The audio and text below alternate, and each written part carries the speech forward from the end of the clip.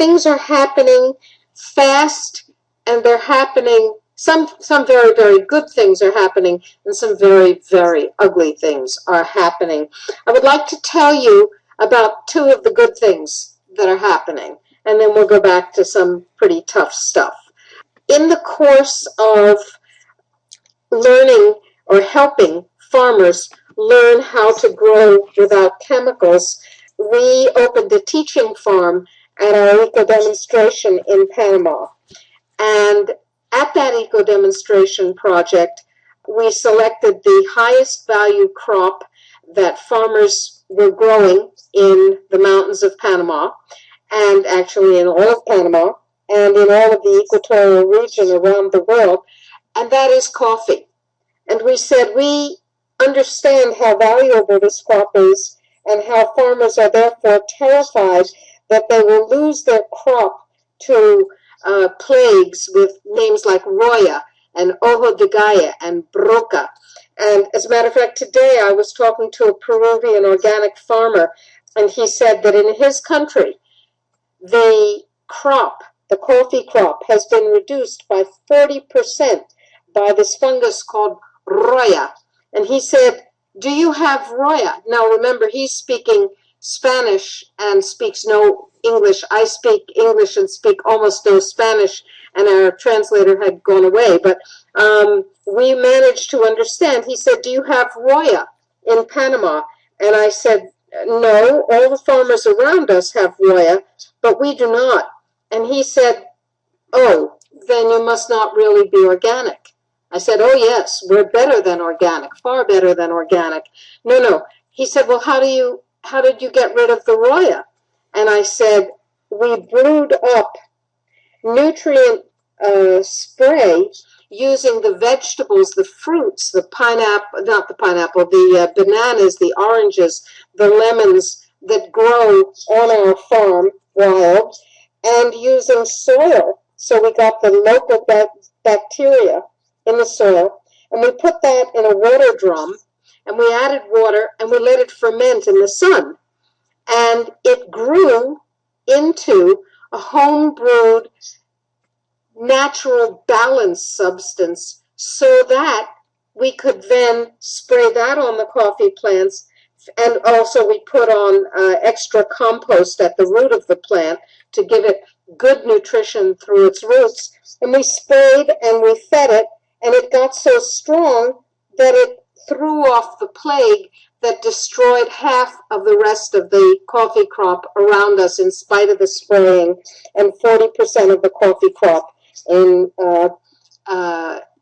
Peru, because we used simple nutritional logic. And he asked if we would come to Peru. Ralph doesn't know this yet. We haven't had a chance to talk. He asked if we would come to Peru and meet growers cooperative and teach the government and the growers how to do this. I said, of course we would do that. Wonderful. That's very, very, very powerful stuff. Now, at the end of the day, after we created this organic teaching farm, we found that we had a side effect. We had coffee. We had spectacular coffee. And actually, we didn't do it to generate a crop. We did it to generate information exchange and to change farming principles. And we said, oh, holy cow, we've got all this coffee. What are we going to do with it? And the answer was, we're going to give it away. We're going to give it to the people who make possible our work in the United States and around the world.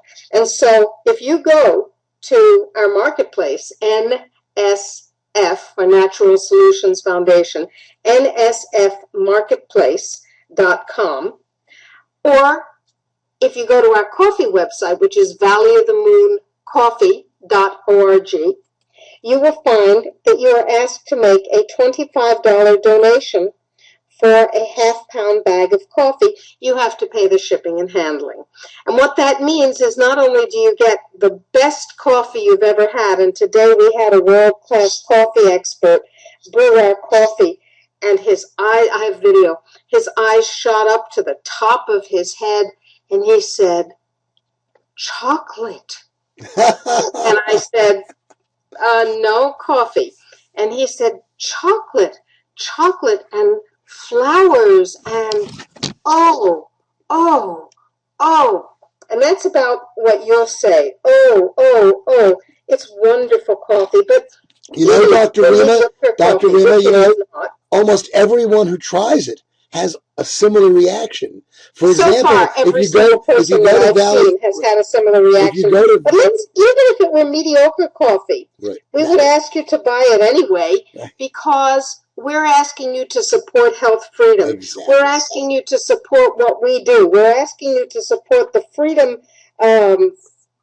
power that you need to stay healthy and to retain the freedoms that you have and bring back the freedoms that you've lost, to control your body and make your decisions, not have a corporation or a bureaucrat or a murderous bureaucrat control your decisions. So it happens to be spectacular coffee. It is the best coffee you've ever tasted. I don't care what you're drinking.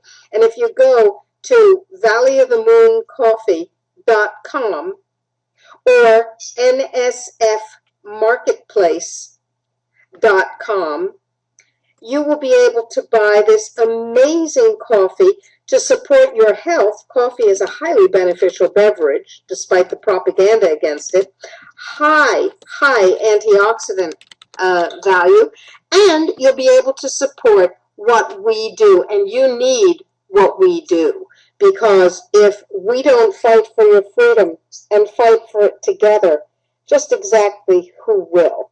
So that's valleyofthemooncoffee.com.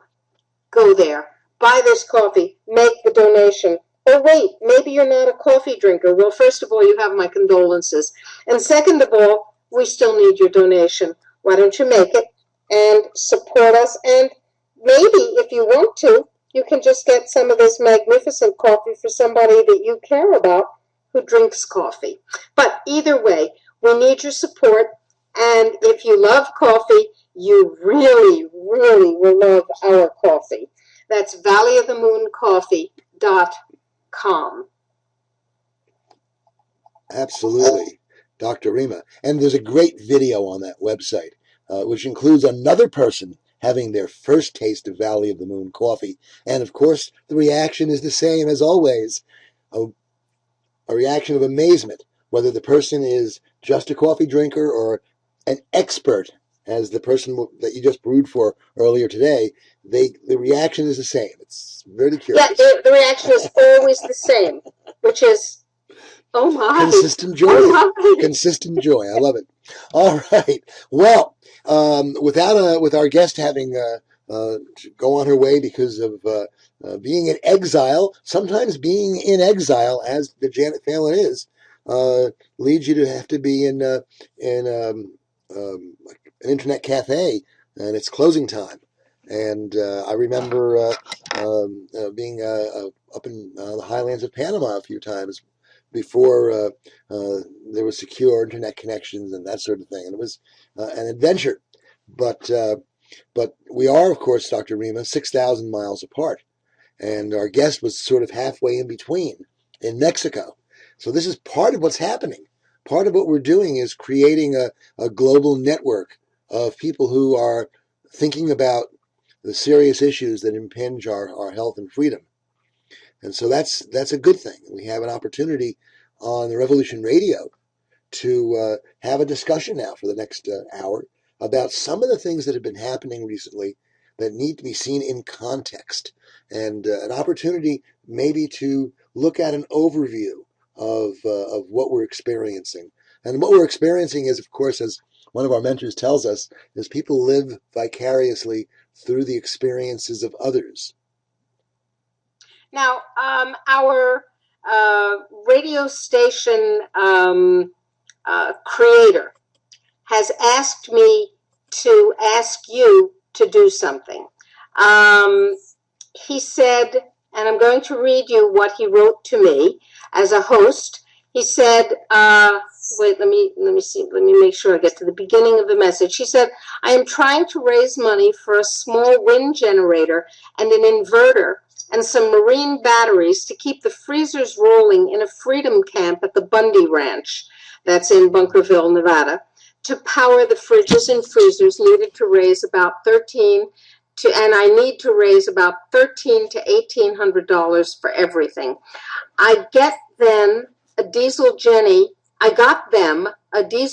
this morning and made grown men cry, but they're going through about $35 a day in fuel, which is a losing battle. No arm twisting here, he says, just passing the hat. He said, I need you to read this at your break. We're trying to raise, and this is what he wrote, we're trying to raise money, and I would like you to help by putting something into the hat. Go to www.freedomslips.com, hit the donate button, and make sure the notes you type, and I will make sure that the notes you type, he says, reach the Bundy Ranch so I can sort it. And anyone who donates more than $200, I'll send you a Gadsden, Don't Tread on Me, full-sized flag. And he really, really would like it if you would help the camp outside the Bundy farm. So that's www.freedomslips.com if you feel impelled to support the supporters of a lawful application of power outside of the Bundy Ranch. Now, I personally happen to have some serious reservations, not only about Bundy, based on the things he's said and the things he's done, but also about whether or not this is the best battleground for us to have chosen. But it's there. It is the battleground, and it needs to be, our freedoms and rights need to be protected, and if this is a less than perfect battleground, so be it. But it is the battleground of the moment. Not the only one, but the one of the moment. So if you feel impelled to help the people who are there to keep the feds from doing what the feds and the police have been doing far too often, and that is simply stamp on the complete civic justice system, then please go to freedomslips.com and make a donation. Very good, Dr. Rima. I think that's an important thing to do. We can't always pick the battlefield, and sometimes we don't always like the people we are defending, but it's necessary to defend people who are on the edge of the problem. And, you know, we do our part by exposing a lot of things that are happening in the area of health and food. And people like the Bundys are exposing it in a different way. Well, I would like to take exception to something you just said. Go ahead. Talked about sometimes we defend people whom we might not otherwise choose to defend. In the situation with Clive and Bundy, we are not defending, I particularly, right, in my mind, in my desire to review that notice and ask for those donations, I'm not defending Clive and Bundy. I'm defending me. I'm defending you. I'm defending your children, born and unborn. I'm defending anyone who believes that a constitution in a country like this means anything and could be brought back to a situation where it really means something. I'm defending the rule of law. I'm defending the concept that there is a will of the people, not just a deep government that is contemptuous and laughs at those fools who believe that there is a power of the people that must be served.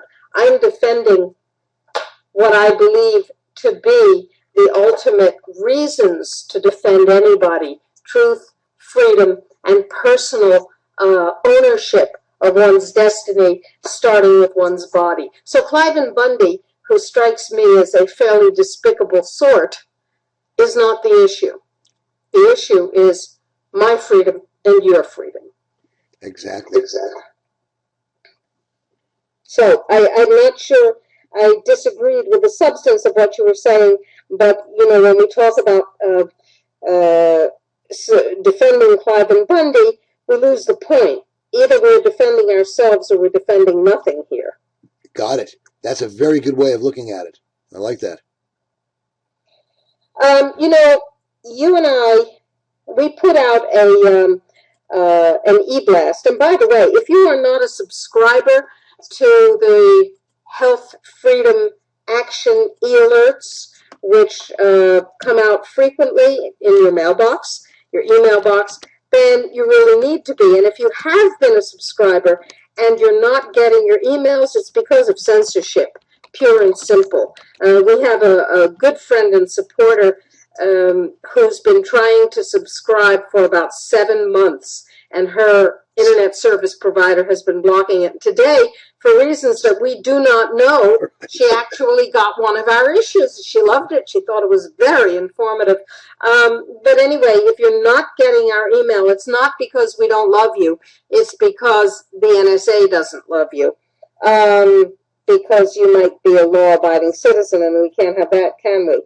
So go back and subscribe again, preferably with a different email address if you can.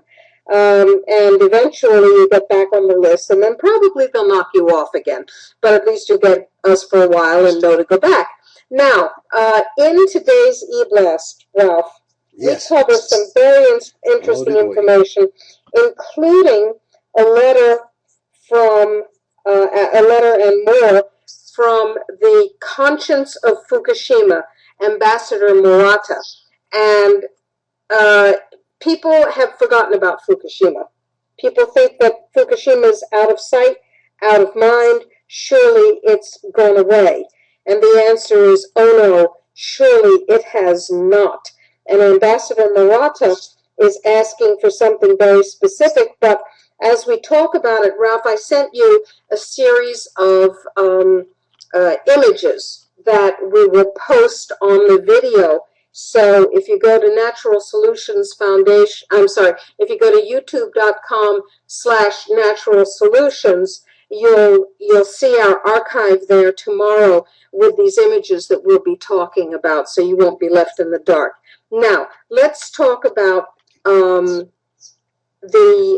two essays, Ambassador Murata's and my essay, that are in today's blast, which has been posted as a blog. Can you give the address? Yes, I can. Let's take a look at the. It's of course drrematruthreports.com, and if you go to that place, you'll find the button for the blog, and when you open it up, you get the most recent blogs. It's the same pattern. drrematruthreports.com / and then, for example, for Ambassador Murata's information, it says Ambassador-Murata- continues to speak truth to power. But you go to the main page. Go to drrematruthreports.com.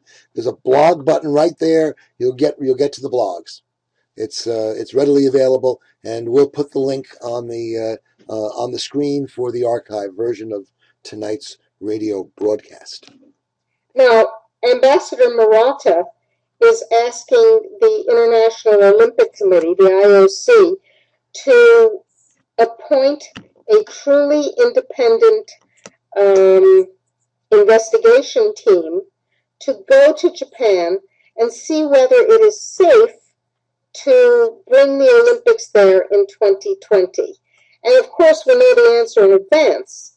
Hell no. It's not only not safe, it's incredibly dangerous. Incredibly dangerous. And by 2020, it will be far more dangerous than it is now. But now it's bad enough that Tokyo is actually an international radiation disaster zone by every previous standard.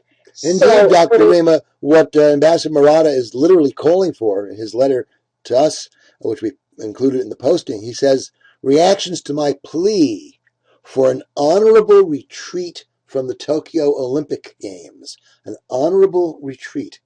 It's an admission, and this is what the world needs to do. The government of Japan and the other powers need to get sane for a while, and they need to admit that an honorable retreat is necessary.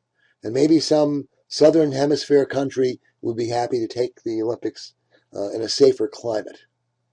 But that's what he calls for.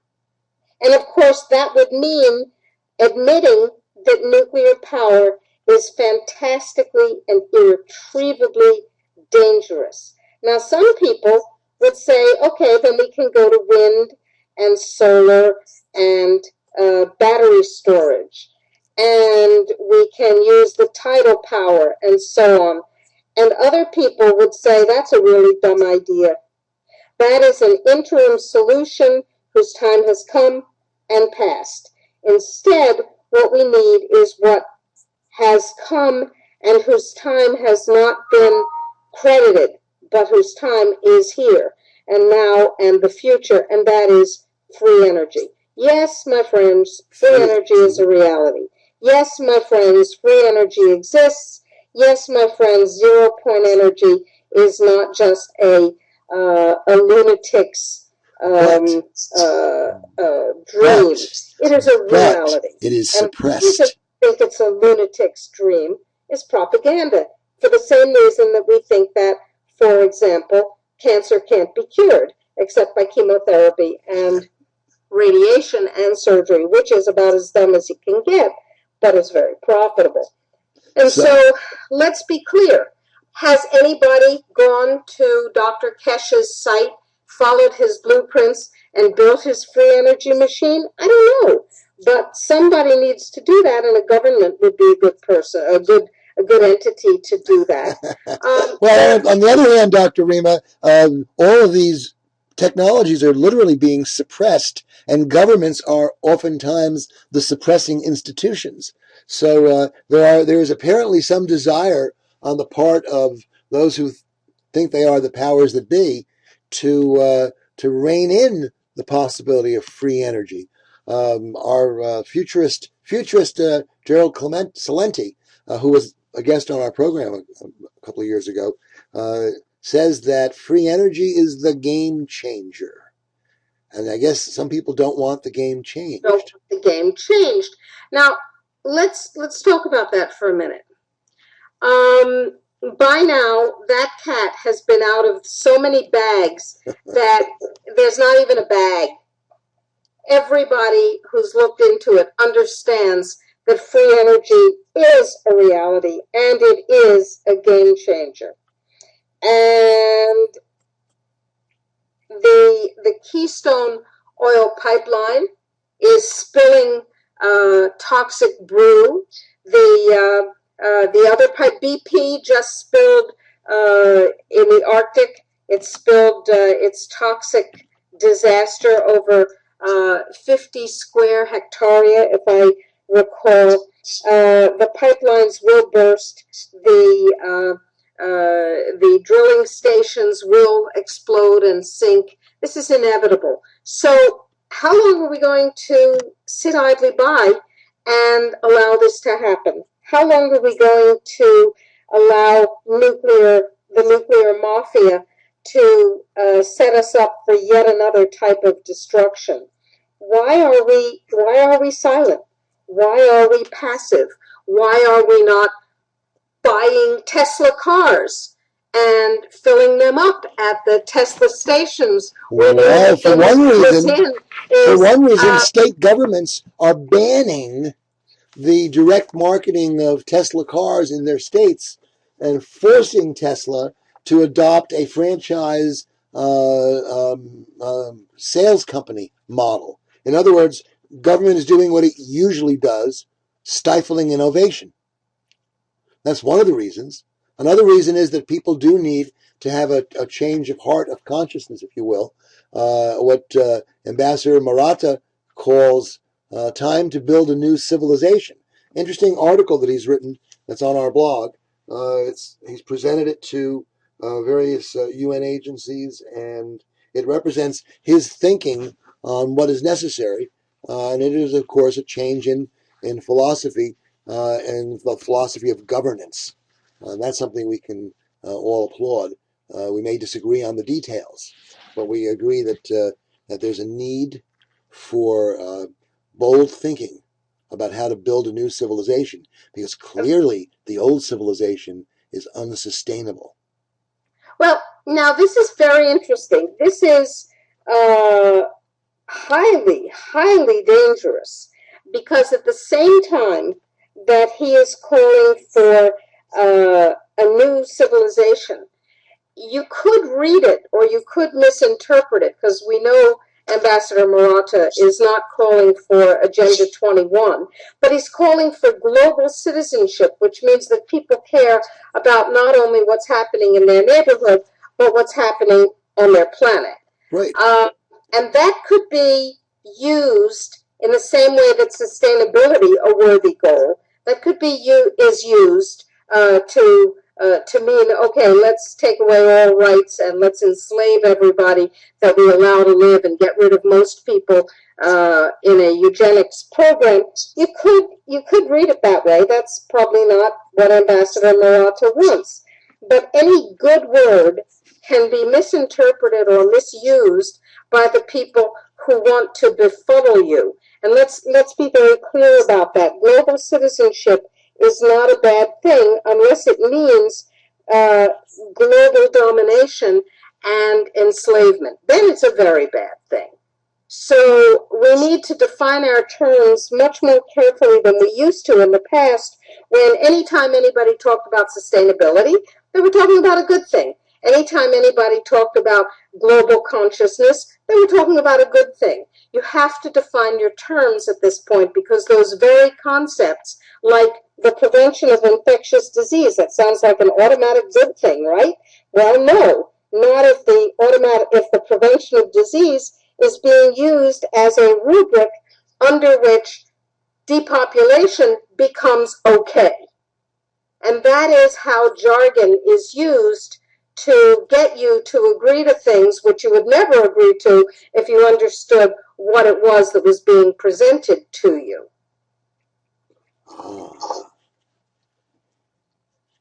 Very interesting, Dr. Rima. Well, you know, semantics used to be, when I was in school, when I was in college and in high school, if an argument was relegated to being just semantics, oh, well, that's just semantics. That's not an important difference. You're just using words in a semantic way. It invalidated the whole discussion, where you're not talking about anything important. But I tell you that the careful consideration of semantics is the difference between falling prey to the propaganda of the globalists, the people who literally want to take your freedom away from you on every single level, and the people who are using these concepts for empowerment and for good purposes. The only method to tell the difference between them is to look carefully at the definition, the underlying definition of what they're talking about. Yes. And the tragedy is most people will never do that. With our shortened attention spans, I was just reading I was taking a course just before the show on how to communicate with people using the internet most effectively.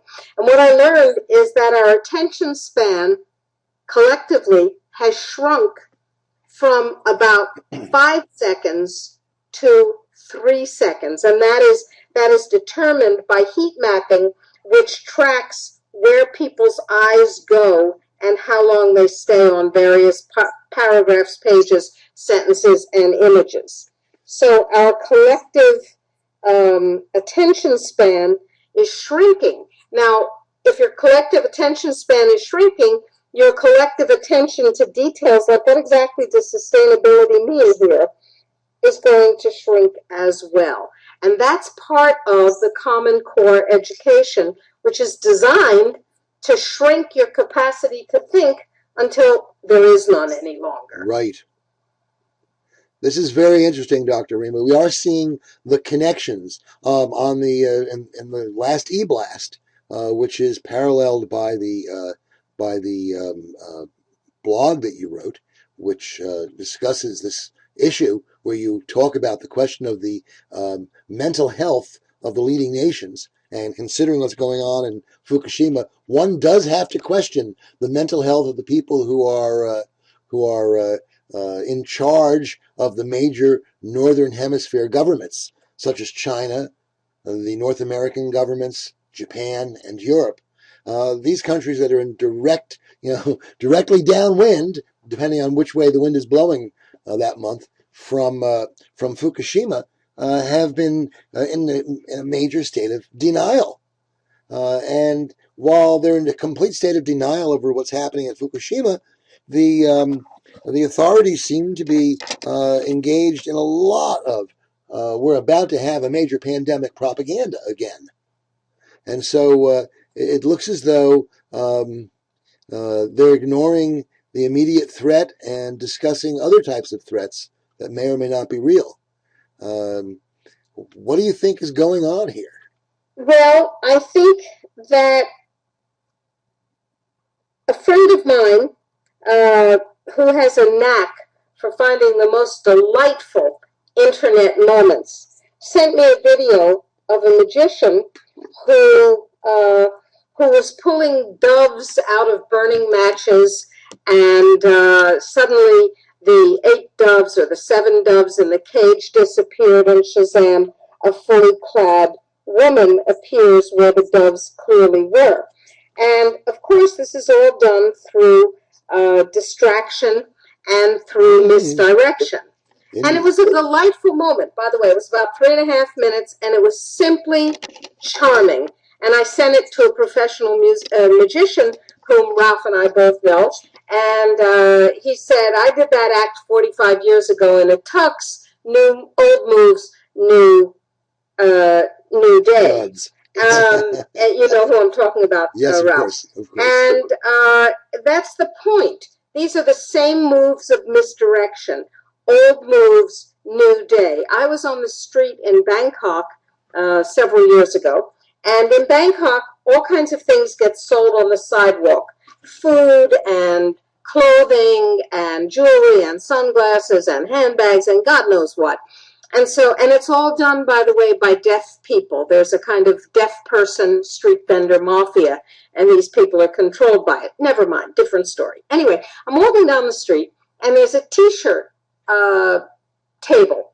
Now, in a climate as hot and sticky as Bangkok, T-shirts are sort of pretty much what most people wear all the time.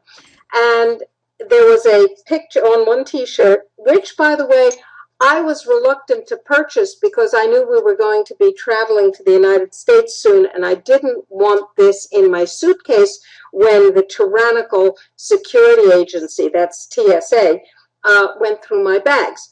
Nor did I want to be wearing it. It was a picture of Adolf Hitler and a picture of George W. Bush, who was at that time, twice unelected president of the United States. And it said, same old, you'll forgive me, shit, different asshole. That was the T-shirt.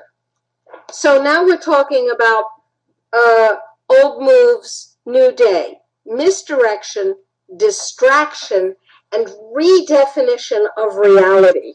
It works every time we let it. Are you talking basically, Dr. Rima, about hypnosis and mind control? I am indeed. I am indeed. And how many of you listening to me, how many of you have within your home a digital TV?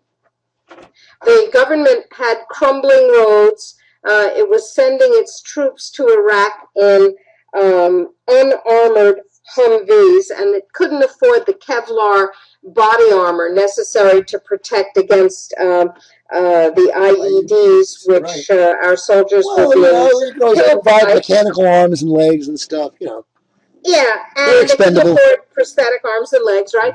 And at the same time, everybody suddenly had to have the most important thing in the world, which was what? Which was a digital TV. Oh, yeah. Replace your old analog TV. Now, I was fortunate in that I don't have a TV and I wasn't living in the United States anyway. But remember that? We all needed digital TVs. Why? Because the picture was better.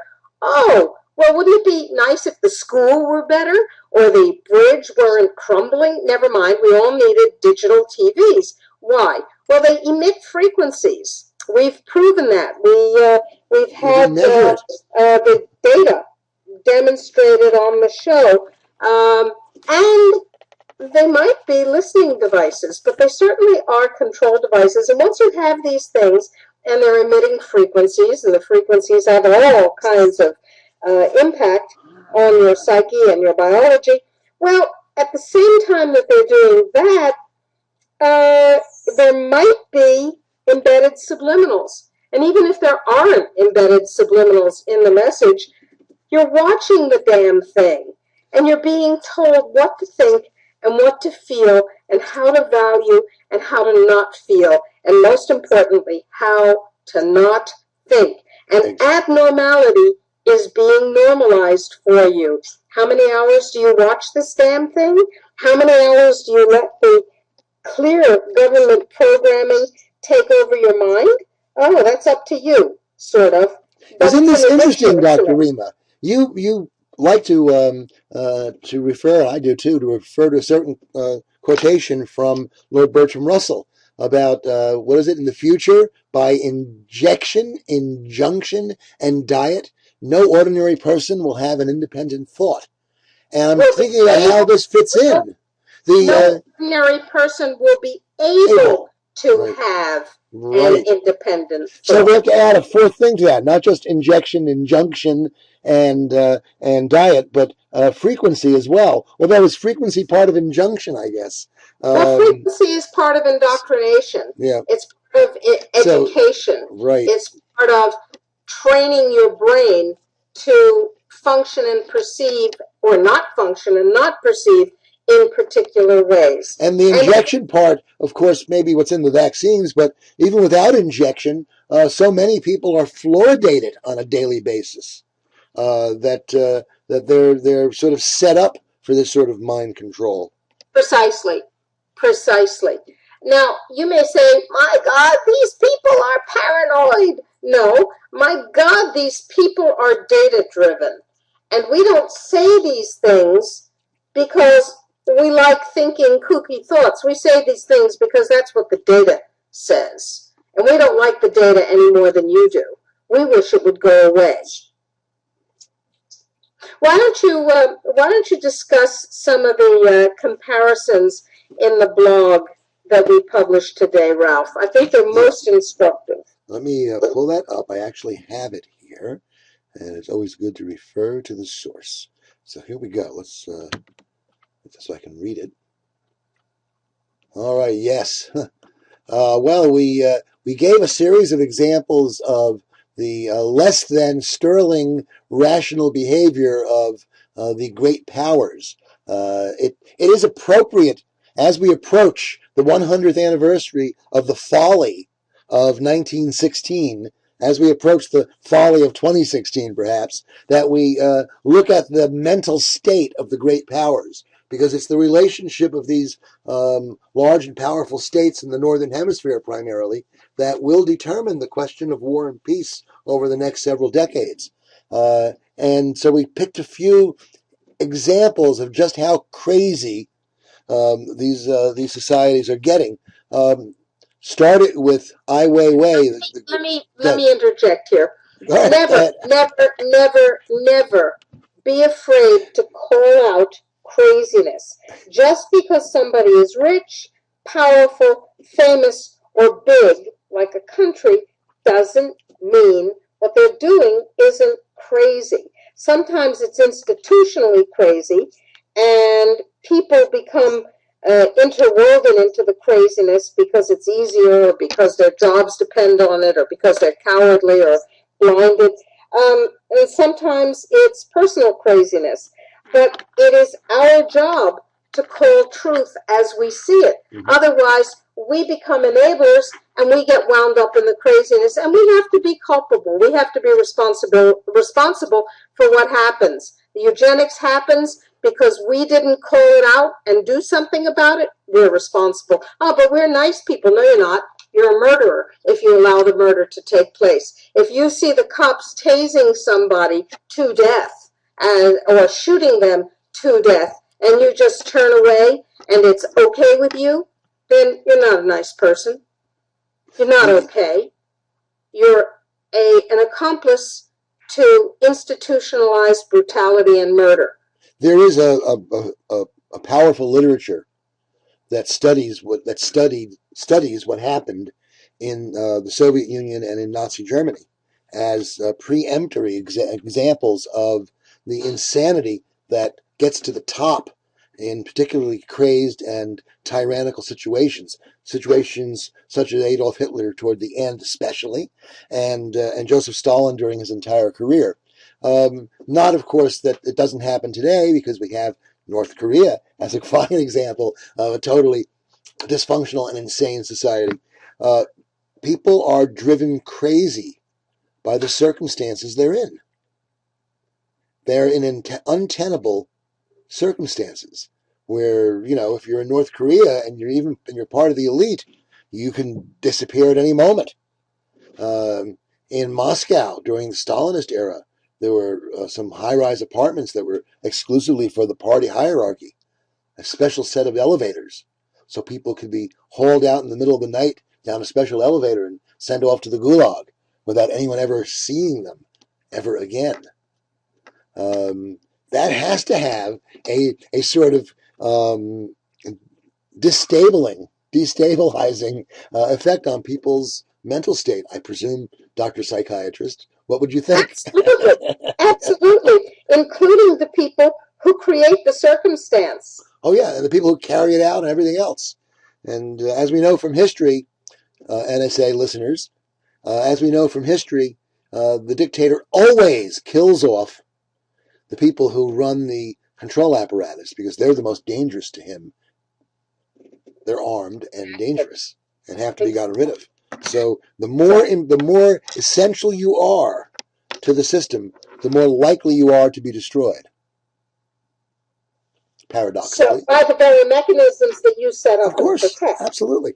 And I think Ai Weiwei would understand that entirely. He's, of course, the Chinese artist, planner, and principal campaigner for freedom, who has been made into an unperson. If you're in China and you try to put his name in the internet, you get nothing except a visit from the authorities. And he's been reduced to just taking photos of flowers. And every day he puts a photo of a new flower on Twitter. And millions of people look for his photos. And he says just being there is a form of protest against censorship. So I found that a particularly interesting example of craziness. I mean, the authorities, by banning him, make him far more famous than he could ever be any other way. And they just don't get it, of course, which is appropriate. They shouldn't get it. Then we have the more serious example of the plight of Cecily McMillan. Oh, my God. The one person in Occupy Wall Street who has been convicted and will be sentenced to jail possibly, but was convicted of a crime. No, she was sentenced to between 2 and 7 years. I thought she was found guilty and the sentence could be from 2 to 7 years. No, she was... Oh, okay. I'm sorry. Maybe I'm wrong, Ralph. Either way, she was convicted by a so-called jury of her peers in a trial which was Kafkaesque, of course, in its essence. And that's because she wasn't allowed basically to show that she thought she was engaging in self-defense, because you don't have a right to defend yourself against even unlawful police activity. Now, even Jon Stewart in The Daily Show took up this event, but in his report, which was carefully structured to maintain the position of the establishment, Jon Stewart apparently becoming ever more compliant to those demands, they present the whole story and don't show the photo of the young girl with this bruise on her breast where she'd been grabbed, she thought, by a potential rapist, and she struck out behind her without knowing who she was striking. It was a police officer who was groping her, of course. Well, at least he wasn't shooting her through the brain or, I guess, like a Gestapo thug might, while groping her, presumably. So she was not allowed to show that. She was not allowed to defend herself because you no longer have the jury documentary evidence of the previous brutality and inappropriate behavior of the police officer who roped her. And when she was having a seizure, the police are shown on video actively keeping the EMS people from coming to her aid. Well, a seizure is a form of resisting arrest. You can get shot for that. So. You and your dog and your grandmother can get shot for that these days. That's correct. And we joke about it because it's sort of jailhouse humor, I suppose. If we don't joke about what has been happening in the United States in the past few months, we will be terrified. Maybe we better be terrified. So that example, being terrified is a very, very appropriate response, Ralph. I understand, but I also know that there are a lot of people who are prepared to bring this matter to the head, and well, we will see what happens in this country over the next few months. Those are the people. There are people in that category who have gone to Bunkerville, Nevada, who are there because they want to defend their freedoms, whoever or whatever George Bundy, Cliven Bundy is. And I don't think much of Cliven Bundy. That's not the point. Right. The point is people have rallied for their freedoms. That's right. And that's enormously important. It's sort of like what happened in Lexington and Concord, when for the first time there was open resistance, and this is this is an important event. So we look further. We tied this in the blog entry to, of course, we're talking about China and the United States. So let's look at Japan, and Japan is the prime example of such complete denial. The whole country needs serious psychotherapy at this point. Yes, it does. Yes, it does. But it needs more than that. It needs evacuation. It needs to get out of the radiation. The denial is literally lethal. Right, it is. And so we've got a new report from Ambassador Murata, which is available on the blog as well, and he's painting not a happy picture. And we have to really be aware of that. So all these countries, and of course the EU, actually I don't think we have an example of the EU in the blog, although we mention it. I guess the EU is just continually on a state of economic insanity at this point. So we might as well put them in on those grounds. So we have all the major countries of the North. Russia is rattling sabers in a way which is very, very inappropriate. And they really, they had a good argument on their side as to why Crimea is actually part of Russia and not part of Ukraine. But they seem to be using it as an opportunity to assert more power than they really have, given the fact that their economy is much smaller than it as a percentage of the global economy than it was in decades past. Of course, in decades past, during the Soviet era, most of the numbers were false anyway. And so it may have been much smaller than it is today, for all we know. I was going to say, how do we know what it actually was? They just cooked the books continually. That society, that was probably the primary example of how totally funny bureaucracies can get before they completely implode.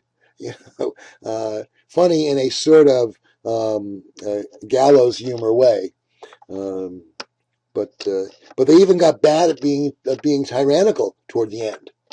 Yeah, they couldn't even run a tyranny decently. How well does the United States run a tyranny? The United States has the largest number of people imprisoned on this planet. It imprisons them relatively sufficiently. That is, there are no major breakouts going on, and it's become the only growing part of American industry. The American prison industry is a growing industry, and the number of prisoners are the growing source of industrial jobs in the United States. We are at the stage that Lenin called the militarization of labor. Soon the only people who will be actually engaging in physical labor will be people who are under the under the exact wording of the 13th Amendment, can be forced into involuntary servitude. We are reinstituting slavery, which, as you know, of course, is part of the reality of Agenda 21 and part of the reality of the world depopulation agenda.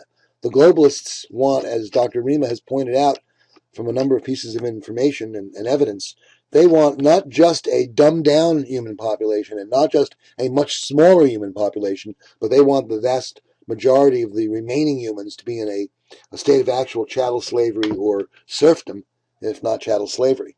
They want to reverse most of the great advances of the past 300 years or so. And let's not forget that what's happening in the world today is a reaction to the great liberating battles of the past several hundred years. And, we tend, from our vantage point, to forget what the world was like 250 years ago with government-run churches, with women having the legal infirmities, as it was called, of their sex, with chattel slavery existing, and with the king's monopolies over all sorts of areas of commerce. There was no free commerce at all. It was all monopolies. So the changes, the ends to those great traditional systems of control over people was a tremendous liberating force. And there's been a reaction to that, if you will, in the past maybe century, and an attempt to re-centralize the world, to recreate feudalism, as Dr. Rima, the lady who revealed the yes, great color. Exactly. Yeah. The reigning monarch who said, no, we're moving back, or we're moving to the era of neo-feudalism. Right. And that's what they want to do. And we have about 3 minutes left before the end of the program, Dr. Rima. Okay. What do they want to do? To you. It is up to you and you and you and you whether they get away with this. Very simple. You want to be a slave? You want to be eliminated from the planet? Be apathetic. Do nothing. Or you can push back. You can become a force for powerful change, and the Natural Solutions Foundation offers you the modality for doing that peacefully and lawfully, and that is to use the internet to join your voices to millions of others and say no. And say no, and say no in a targeted, focused way. Yeah, well, I took an action item last week, and isn't that enough? No, it isn't. This is the Dr. Reed Truth Reports